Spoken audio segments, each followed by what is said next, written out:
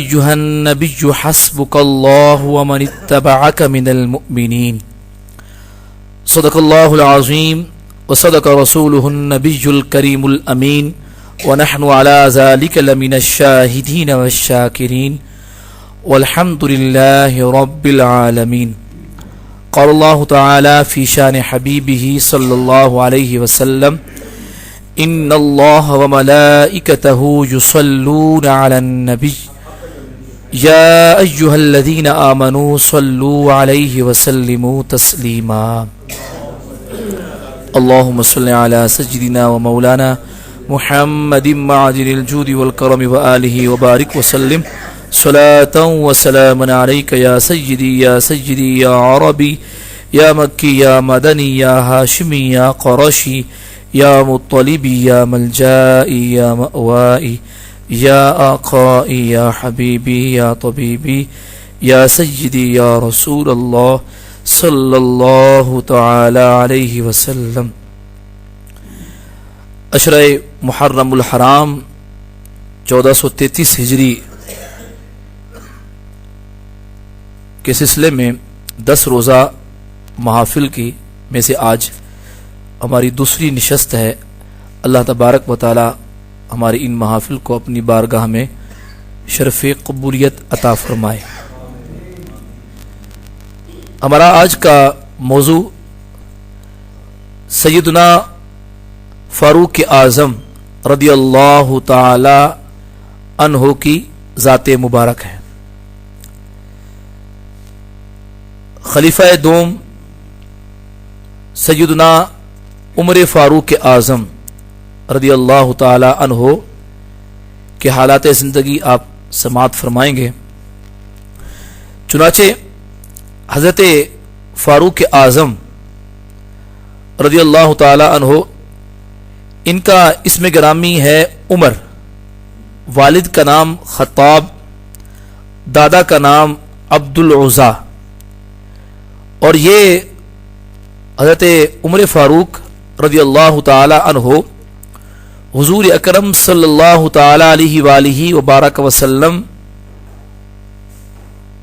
سے نسبی لحاظ سے 8ویں پشت میں ان کا سلسلہ نسب حضور اکرم صلی اللہ علیہ وسلم سے مل جاتا ہے. یعنی 8ویں پشت میں جا کے یہ حضور اکرم صلی اللہ تعالی علیہ وسلم سے کے مبارک سلسلے سے ان کا سلسلہ نسب مل جاتا ہے. دیکھیں حضور اکرم صلی اللہ تعالی علیہ وآلہ وبارک وسلم سے کس قدر ان کا تعلق.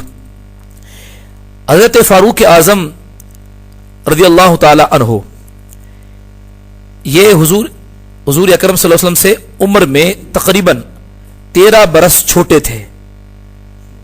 یعنی حضور اکرم صلی اللہ علیہ وسلم نے جب ہجرت فرمائی تو ہجرت نبوی سے یہ 40 سال پہلے پیدا ہوئے، اور چونکہ اسلام تو بعد میں لے کے آئے، زمانہ جاہلیت میں اپنی جوانی کے عالم میں چند ایسے خصائل ہیں جن سے یہ متصف تھے اور جن کی وجہ سے مکۃ المکرمہ اور عرب کے اندر جناب عمر کو بڑا اہم مقام حاصل تھا. وہ کیا اوصاف حمیدہ ہیں، وہ خصائل کیا تھے کہ اسلام قبول کرنے سے پہلے بھی ان کی وجہ شہرت اور مکہ کے اندر اس کی وجہ سے ان کو نمایاں مقام حاصل تھا. ان میں ایک ہے نسب دانی. آپ نسب دانی کے ماہر تھے اور یہ علم آپ کو اپنی آباء و اجداد سے ملا، آپ کو وراثت میں ان کو یہ علم ملا. نسب دانی کسے کہتے ہیں؟ یعنی فلاں شخص ہے، اس کا باپ کون ہے، اس کا دادا کون ہے، اس کا باپ کون ہے، اس کا خاندان کیا ہے، اس کا قبیلہ کیا ہے، یہ کون سے قبیلے کی کس شاخ سے ہے. صرف اپنا نہیں، اس مکہ میں رہنے والے جتنے بھی لوگ ہیں ان کے نسب کو جاننا یہ نسب دانی کہلاتا تھا. اس میں جناب عمر اپنے اس وقت کے اندر بڑے ماہر تھے، شہرہ تھا ان کو. اور اسی طریقے سے آپ جو ہے جناب عمر بہت بہترین قسم کے پہلوان بھی تھے. عکاظ یہ ایک علاقہ ہے میدان عرفات کے ساتھ. یہاں سال میں ایک مرتبہ میلہ لگتا تھا. جیسے ہمارے ہاں بھی مختلف ایام ایسے ہوتے ہیں, صنعتی نمائش ہوتی ہے اور یا کوئی ایسے اہتمام کیے جاتے ہیں جس میں لوگ اپنے اپنے پروڈکٹ لے کے آتے ہیں اور اسے سیل کرتے ہیں. تو وہاں بھی وہ عکاظ کے اس بازار میں وہاں ایک شہر لگتا اور پورے عرب کے طول و عرض سے لوگ آتے اور اپنی اپنی چیزیں وہاں پر لاتے اور یوں خرید و فروخت کا سلسلہ وہاں ہوتا. تو فاروق اعظم یہ اس وقت اپنی پہلوانی میں اس قدر مشہور تھے کہ عکاظ میں فاروق اعظم رضی اللہ تعالی عنہ کا شہرہ تھا. دھاک بیٹھی ہوئی تھی ان کی جرت, ان کی بہادری, ان کی طاقت اور ان کی پہلوانی کی. اسی طریقے سے شہ سواری میں آپ بڑے مشہور تھے. ایسے شہر سوار کہ بڑے سے بڑا شہر سوار آپ کے ساتھ مقابلہ نہیں کر سکتا تھا. ایسا آپ کو شہ سواری کا فن اور اس پر ملکہ حاصل تھا. اسی طریقے سے آپ بڑا کے خطیب تھے, خطابت بڑی بہترین تھی. ایک تو خطابت آپ سنتے رہتے ہیں, خطابت کے معنی یہ ہے کہ خوبصورت الفاظ سے اپنے جذبات و خیالات لوگوں تک پہنچانا اچھے انداز سے, اچھے پیرائے میں. اس وقت شعر و ادب کا اور کہانیوں اور روایتوں کا سلسلہ تھا. لوگ کس سے کہانیاں سنایا کرتے تھے. تو جناب عمر کو بھی بڑا ملکہ حاصل تھا زبان داری میں, خطابت کے اندر. اور جب قریش کے اندر چند لوگ جن کو لکھنا پڑھنا آتا تھا, جن کی تعداد صرف 17 تھی, اور اس تعداد میں حضرت جناب عمر بھی شامل تھے کہ جن کو لکھنا پڑھنا آتا تھا. یہ بہت بڑی بات ہے کہ نسب دانی بھی اور اس کے ساتھ پہلوانی بھی, شاہ سواری بھی, خطابت بھی, ان اوصاف سے یہ متصف تھے. ان کا ذریعہ معاش تجارت تھا اور بڑے مچھے ہوئے اور بڑے بہترین تاجر تھے. کوئی معمولی عام تاجر نہیں تھے. اور تجارت میں یمن اور شام اور پورے عرب میں ان کا آنا جانا تھا, اور لوگ ان کو بڑے اچھے طریقے سے جانتے اور پہچانتے تھے تجارت کی وجہ سے. اور ان کی سمجھ, ان کی فہم اور جو خوبیاں آپ نے سنی ہیں, ان کی وجہ سے اور لوگوں سے تعلقات کی بنا پر اپنے قبیلے میں نمایاں تھے, اور دیگر قبائل کے ساتھ ان کے تعلقات کی بنا پر قریش نے منصب سفارت ان کے سپرد کر دیا. یعنی یہ سفیر قریش تھے. اگر کوئی جھگڑا ہو جاتا تو ان کو نامزد کیا جاتا کہ جا کے ڈیلیگیشن کرو, وہاں جا کے مذاکرات معاملات کرو. کنہیں؟ جناب عمر کو. کتنا بڑا دیکھیں مقام ہے. بتانا چاہ رہا ہوں کہ اللہ رب العالمین نے اپنے پیارے حبیب صلی اللہ علیہ وسلم کے جو غلام ہیں کیسے کیسے لوگوں کو منتخب فرمایا ہے اور اپنے حبیب کے قدموں میں پہنچا دیا حضور اکرم صلی اللہ علیہ وسلم کے.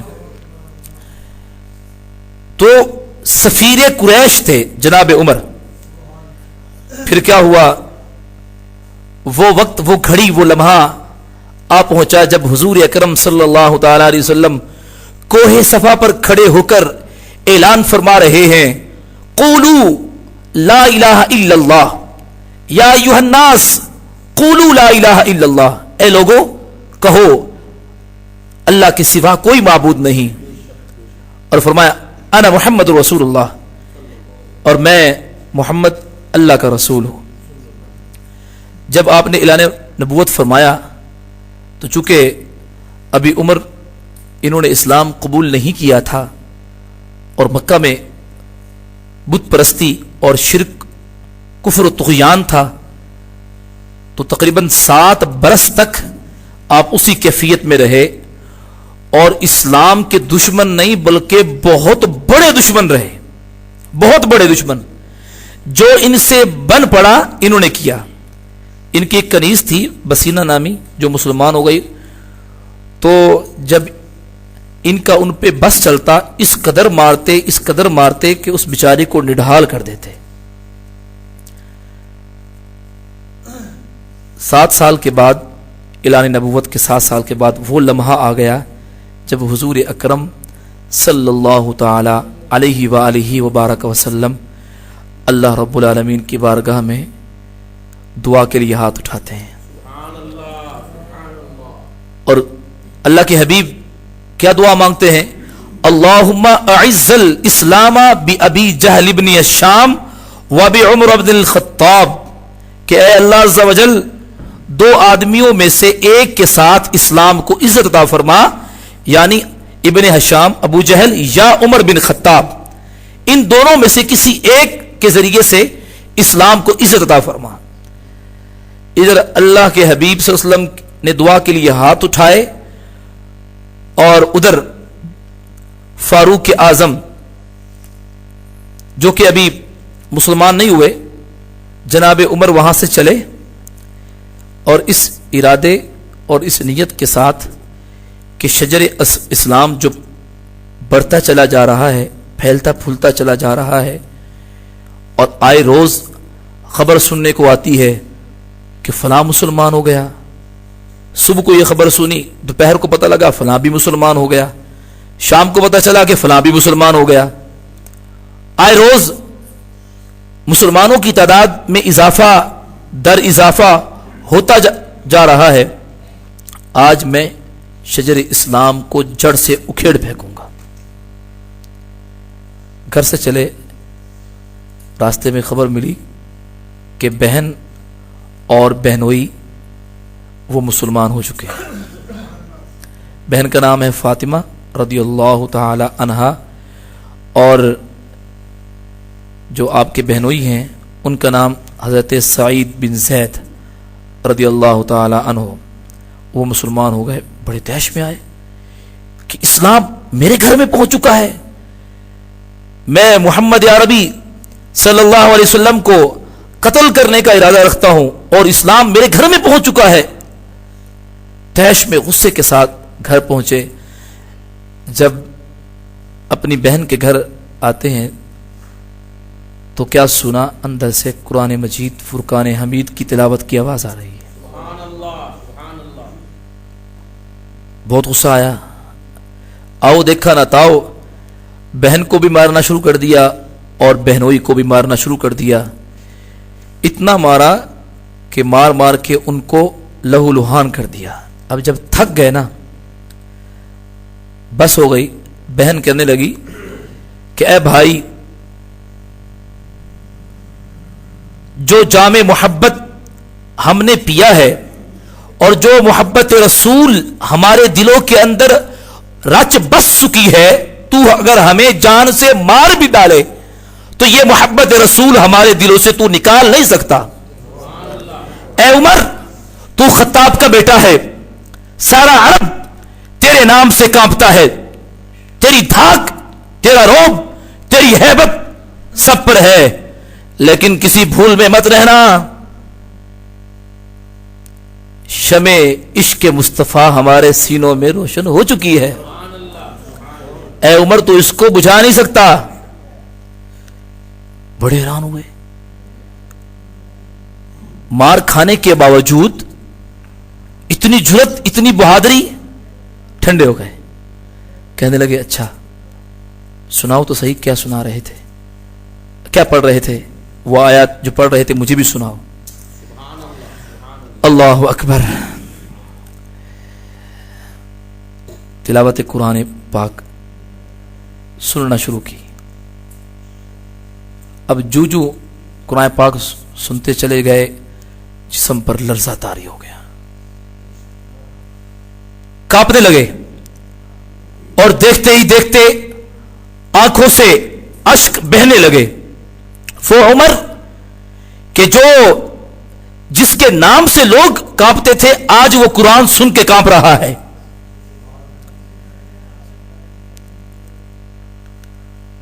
جب اس آیت بجنہ پر پہنچے اننی انا اللہ لا الہ الا انا فاعبدنی، اللہ فرماتا ہے سورہ طٰہٰ کی آیت بجنہ کہ بے شک میں ہی اللہ ہوں، میرے سوا کوئی معبود نہیں، فاعبدنی میری ہی بندگی کرو، اقیم الصلاۃ لذکری اور میرے ذکر کے لیے نماز قائم کرو. تو فاروق اعظم پکار اٹھے اور کہنے لگے کہ یہ کسی بشر کا کلام نہیں ہے، یہ واقعی رب لم یزل کا کلام ہے، مجھے لے چلو حضور کی بارگاہ میں کلمہ طیبہ پڑھ کے مسلمان ہونا چاہتا ہوں. اور حضور اکرم صلی اللہ تعالی علیہ وسلم دعا مانگ چکے تھے، شام ہونے سے پہلے دعا آپ کی قبول ہو گئی. حضرت عمر حضور اکرم صلی اللہ تعالی علیہ وسلم کی بارگاہ بے کس پناہ میں حاضر ہوئے اور کلمہ طیبہ پڑھ کر مسلمان ہو گئے. مسلمان بڑے خوش ہوئے، نعرہ تکبیر کی صدائیں بلند ہوئیں اور وادی مکہ تکبیر کے نعرے کی گونج سے پوری وادی مکہ جو ہے وہ گونج اٹھی. ایسے صحابہ کرام سرشار خوشی سے شاداں تھے، ان کے چہروں پر مسرت کے آثار تھے کہ آج اللہ تبارک و تعالی نے اسلام کو عزت اور سربلندی عطا فرمائی ہے، کہ عمر کو اللہ تبارک و تعالی نے اسلام کی توفیق عطا فرمائی ہے اور یہ ہمارے مسلمان بھائی ہو گئے. اب اسلام کیا قبول کیا؟ حضور اکرم صلی اللہ علیہ وسلم کی خدمت میں عرض کرتے ہیں یا رسول اللہ صلی اللہ علیہ وسلم، اب یہ ارشاد فرمائیں کیا ہم حق پہ نہیں ہیں؟ آپ نے فرمایا عمر کیوں نہیں، ہم حق پہ ہیں. عرض کرنے لگے یا رسول اللہ پھر ہم چھپ کر عبادت کیوں کرتے ہیں؟ نماز چھپ کے پڑھتے ہیں، اپنی جو ہمارے عبادت کے طریقے ہیں، عبادات اور ریاضات، یہ ہم چھپ چھپ کے کرتے ہیں، تو مجھ سے یہ دیکھا نہیں آتا. اب ہم چھپ کے عبادت نہیں کریں گے، اب ہم سب کے سامنے نماز پڑھیں گے. اب عمر اسلام لا چکا ہے، اب پورا مکہ دیکھے گا آج ہم حرم کعبہ کے اندر جا کے نماز پڑھیں گے. چنانچہ حضور اکرم صلی اللہ علیہ وسلم نے اپنے لاڈلے صحابی جناب عمر بن خطاب ان کی اس بات کو رد نہیں فرمایا، بلکہ حضور اکرم صلی اللہ علیہ وسلم نے اجازت عطا فرمائی. حضرت فاروق اعظم کے ساتھ مسلمان حرم کعبہ میں تشریف لے آئے اور جناب فاروق اعظم سب کے سامنے حرم کعبہ کے اندر آپ رضی اللہ تعالی عنہ نے مسلمانوں کی معیت میں نماز پڑھی اور کسی ایک شخص کو بھی جرأت نہ ہوئی کہ وہ آگے آ کے عمر کو منع کر سکے. یہ رعب اور دبدبے کا عالم تھا. جناب فاروق اعظم رضی اللہ تعالی عنہ اسی موقع پر حضور اکرم صلی اللہ تعالی علیہ وآلہ وبارک وسلم نے آپ کا نام فاروق اعظم رکھا. فرما دیا ہے عمر تو فاروق اعظم ہے، تو فاروق اعظم ہے. یہ مقام مرتبہ جناب فاروق اعظم رضی اللہ تعالی عنہ کو حاصل ہوا. مسلمانوں کی تعداد بڑھتی چلی گئی، ساتھ ساتھ کفار کے مظالم بھی بڑھتے چلے گئے، اور پھر اللہ رب العالمین نے حکم فرمایا کہ مکہ سے مدینہ طیبہ کی طرف ہجرت، مسلمانوں کو ہجرت کے حوالے سے اللہ رب العالمین نے حکم فرمایا. تو حضور اکرم صلی اللہ علیہ وسلم نے خود مدینہ طیبہ پہنچنے سے پہلے صحابہ کرام کو روانہ کیا، جن میں جناب فاروق اعظم رضی اللہ تعالی عنہ بھی شامل تھے. جب ہجرت کا دن آیا، آپ کی کیفیت کیا تھی؟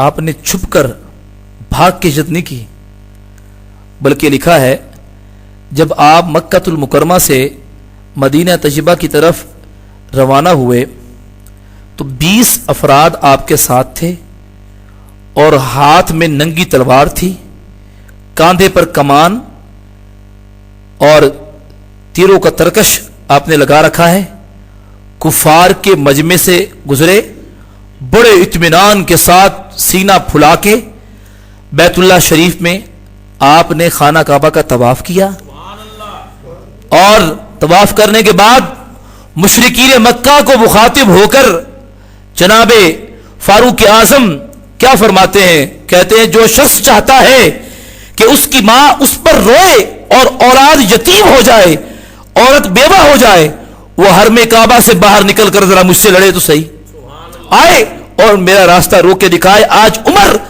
مدینہ طیبہ کی طرف ہجرت کرنے کے لیے جا رہا ہے، کس کی ضرورت ہوتی؟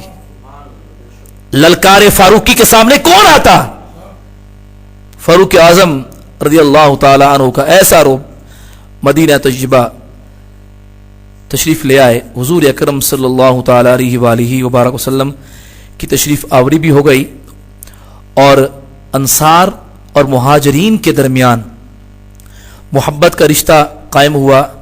جو انصار صحابہ تھے انہوں نے اپنے مال میں سے آدھا آدھا ان مہاجرین کو دیا، اور مواخات مدینہ کا عملی نمونہ وہاں پر نظر آیا کہ ہر انصاری نے ایک ایک مہاجر کو اپنا بھائی بنا لیا۔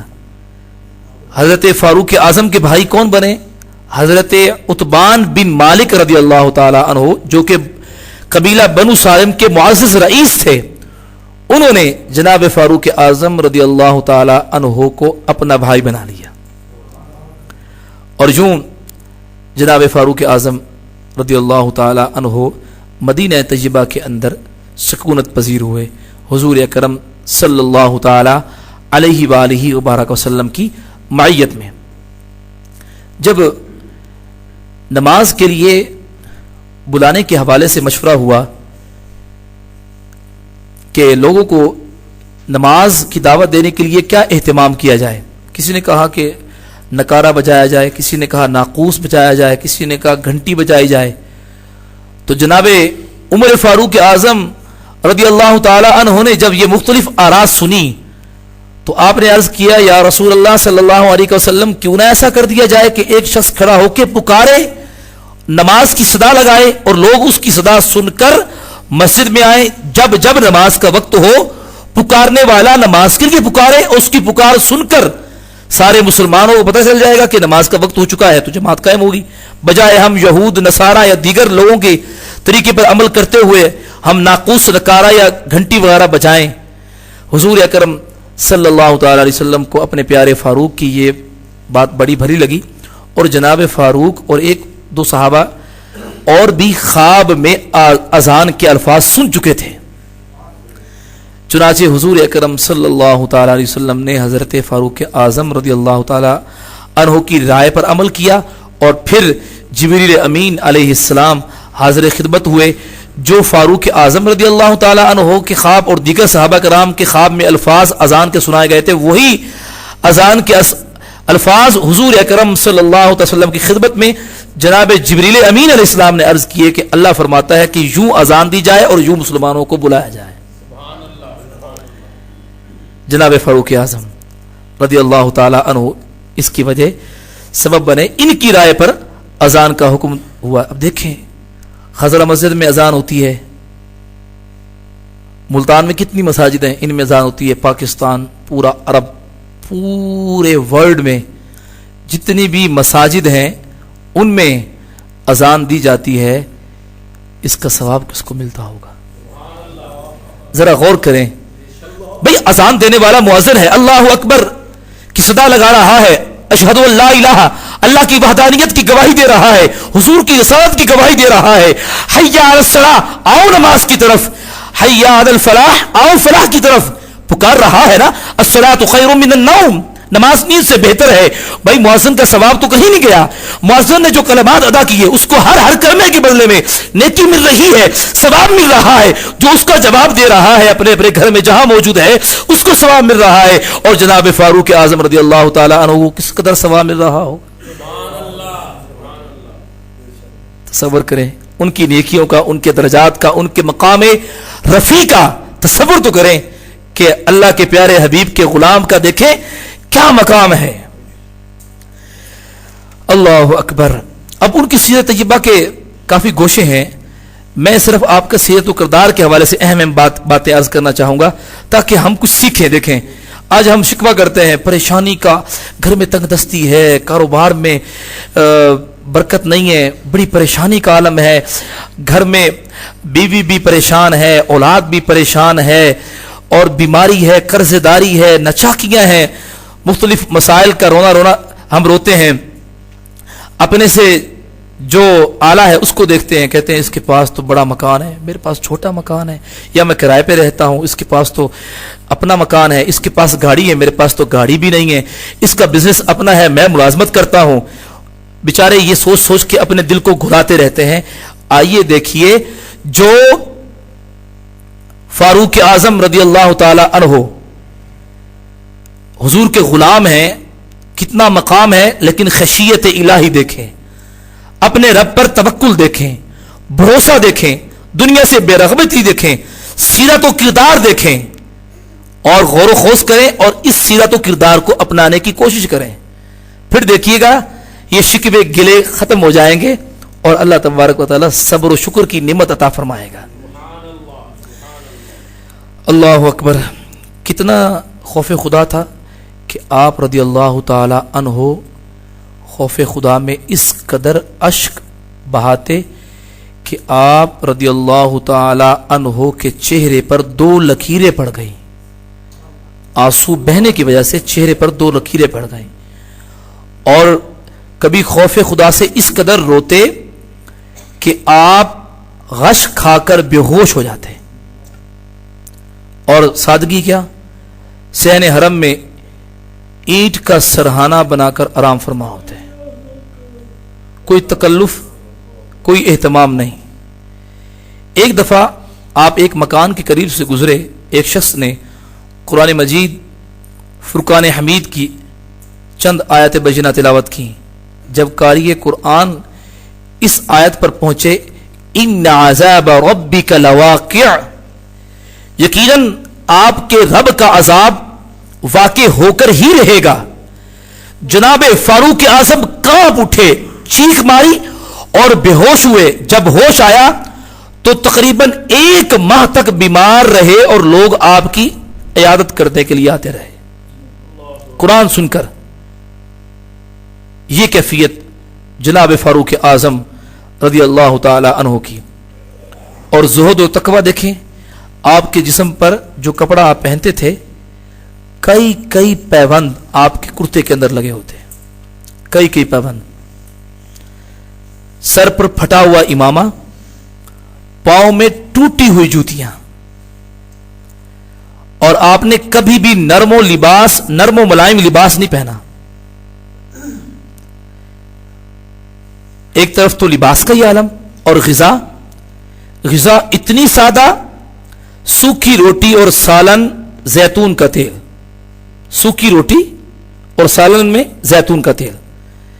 ایک دفعہ مدینہ طیبہ میں قحط پڑ گیا تو آپ نے قسم اٹھائی کہ جب تک یہ قحط دور نہیں ہوگا میں زیتون کے علاوہ کوئی اور سالن نہیں کھاؤں گا. تو 9 ماہ تک قحط رہا, آپ نے کوئی بھی سالن روٹی کے ساتھ تناول نہیں فرمایا. اور کیفیت کیا تھی, جب پیٹ میں درد ہو گیا نا مسلسل یہ سوکھی روٹی اور زیتون کھانے کی وجہ سے پیٹ میں درد ہوا, تو اپنے پیٹ کی طرف اشارہ کر کے فاروق اعظم رضی اللہ تعالی عنہ کیا فرماتے ہیں کہ جب تک ملک میں قحط رہے گا تجھے یہی کچھ ملے گا. اپنے پیٹ کی طرف انگلی کر کے فرماتے کہ جب تک ملک میں قحط رہے گا تجھے یہی ملے گا. اے فاروق اعظم رضی اللہ تعالی عنہ کے دم بھرنے والوں, ان سے محبت کرنے والوں, آج ہماری کیفیت کیا ہے ذرا غور کریں.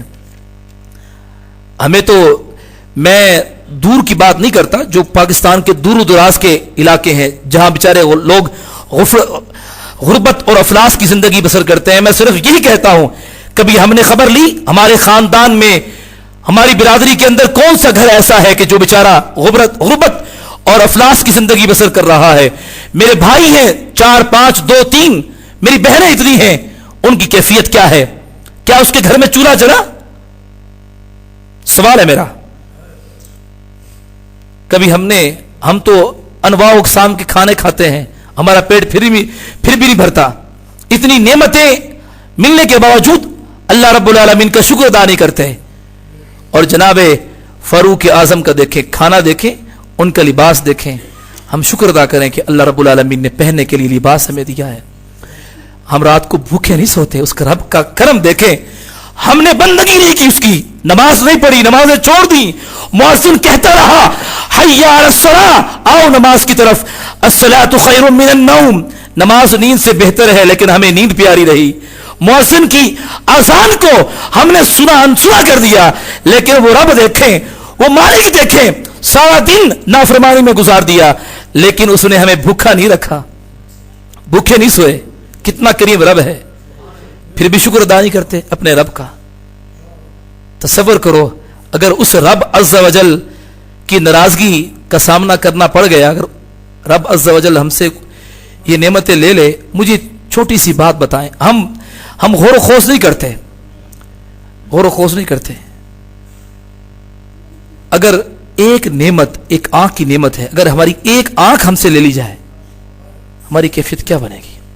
ہماری قوت سماعت چلی جائے, ہماری کیفیت کیا ہوگی؟ ہم گنگے ہو جائیں, ہماری کیفیت کیا ہوگی؟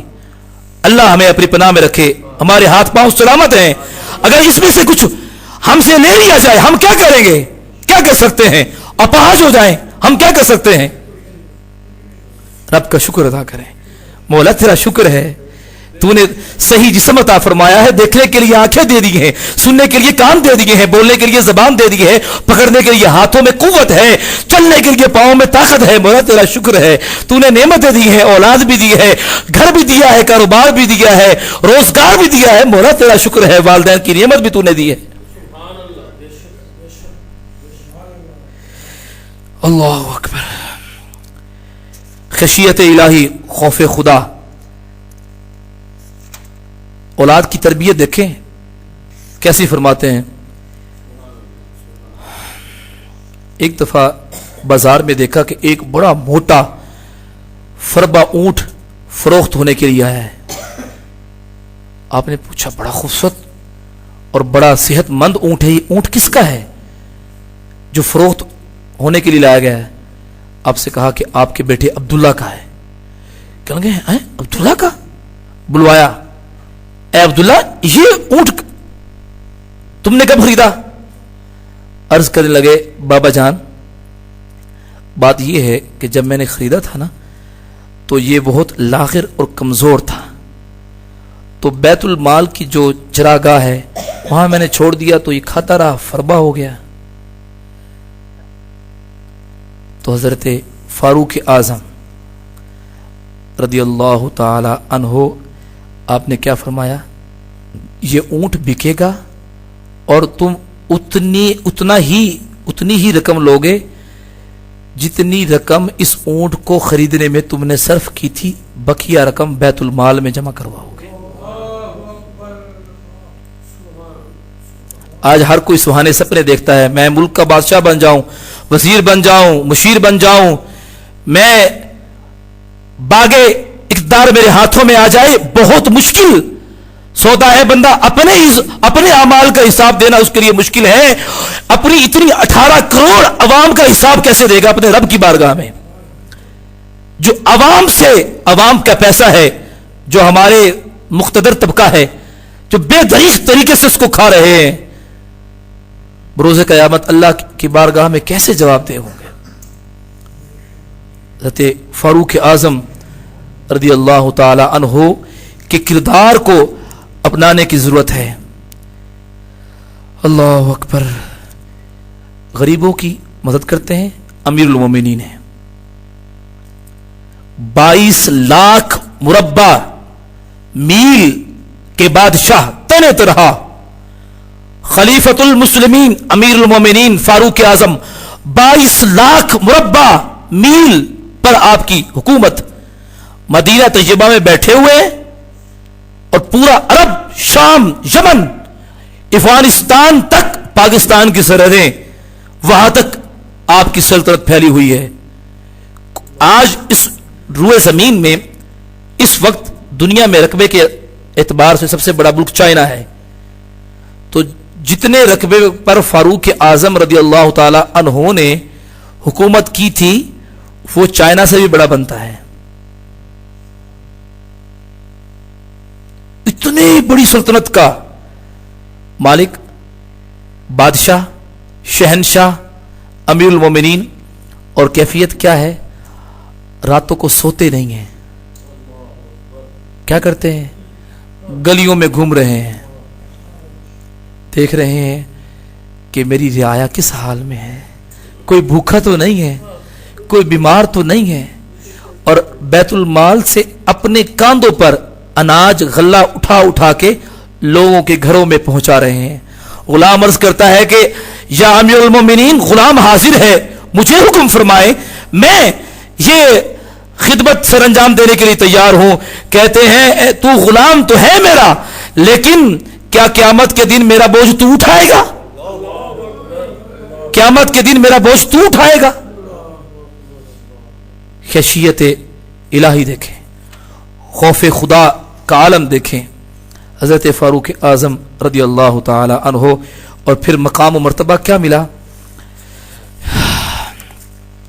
अल्लाह के हबीब सल्लल्लाहु ताला अलैहि वालिहि वबारक वसल्लम ने हजरत फारूक आजम रज़ी अल्लाह ताला अन्हु के हवाले से क्या फरमाया? लौ काना बादी नबियुन लकाना उमर, अगर मेरे बाद कोई और नबी आना होता तो वो उमर होते, लेकिन नबूवत का सिलसिला तो खत्म हो गया। उसके बाद फरमाया इन्नी लअंजुरु इला शयातीनिल जिन्नि वल इंसी कद फर्रू मिन उमर। फरमाते हैं कि मैं निगाह नबूवत से देख रहा हूं कि मेरे उमर से शयातीन और जिन भागे चले जा रहे हैं। मैं देख रहा हूं कि मेरे उमर से शयातीन और जिन भागे चले जा रहे हैं। ये वो फारूक आजम है जिसके बारे में हुजूर अकरम सल्लल्लाहु अलैहि वसल्लम फरमाते हैं कि मेरा उमर जिस रास्ते से गुजर जाए शैतान वो रास्ता छोड़ देता है। ये वो उमर है जिसके बारे में अल्लाह के हबीब फरमाते हैं इन्नल्लाह जाअल हक्का अला लिसानी उमर व क़ल्बिही, कि अल्लाह रब्बुल आलमीन ने उमर की ज़बान और दिल पर हक को जारी फरमा दिया है। ये वो उमर है जब खशियत इलाही अपनाई, लिबास के हवाले से सुन चुके, खाने के हवाले से सुन चुके, खौफे खुदा के हवाले से सुन चुके। फिर मकाम क्या मिला? लोगों ने कहा दरिया नील बहता नहीं है। आपने फरमाया ये लो चिट्ठी बना के दी, दरिया में डाल दो। दरिया में डाली और रुका हुआ दरिया चल पड़ा। जमीन कापी, आप दुर्रा मारते और कहते हैं रुक जा, थम जाए जमीन। जमीन वहीं पर रुक गई। एक माई ने शिकायत की कि या अमीरुल मोमिनीन, मैं तेल लेके आ रही थी और ये गिर गया है और जमीन ने इसको सक कर लिया है, मेरे पास तो और पैसे नहीं कि मैं और तेल ले सकूं। तो हजरत फारूक आजम रदी अल्लाह ताला अन्हु जमीन को हुक्म फरमाते हैं, इशारा करते हैं कि इसका तेल वापस कर। जमीन जो तेल सक कर चुकी है उसको दोबारा उगल देती है। यह है फारूक आजम रदी अल्लाह ताला अन्हु। ये मकाम व मर्तबा उनको मिला है। इनकी सीरत को अपनाइए। ये हमारे इन महफिल का पैगाम है। अपने बच्चों को इनकी सीरत तज्जिबा पढ़वाइए, बताइए, सुनाइए। फिर देखिए कि कैसी प्यारी और हुजूर अकरम सल्लल्लाहु अलैहि वसल्लम की आशिक और हुजूर अकरम सल्लल्लाहु अलैहि वसल्लम से मोहब्बत रखने वाली नस्ल आपकी बनती है। और आपके घर जो है हुजूर अकरम सल्लल्लाहु ताला अलैहि वसल्लम की मोहब्बत के चश्मे कैसे फूटते हैं। इंशाअल्लाह देखिएगा आपकी जिंदगी भी सवर जाएगी और आखिरत भी सवर जाएगी। अल्लाह तबारक व तआला हमारी हाजिरी को अपनी बारगाह में कबूल फरमाए और हमें हज़रत फारूक आज़म रदी अल्लाह ताला अन्हु के उसवा हसना पर अमल करने की तौफीक अता फरमाए। आमीन बिजाहिन नबील अमीन सल्लल्लाहु अलैहि वसल्लम।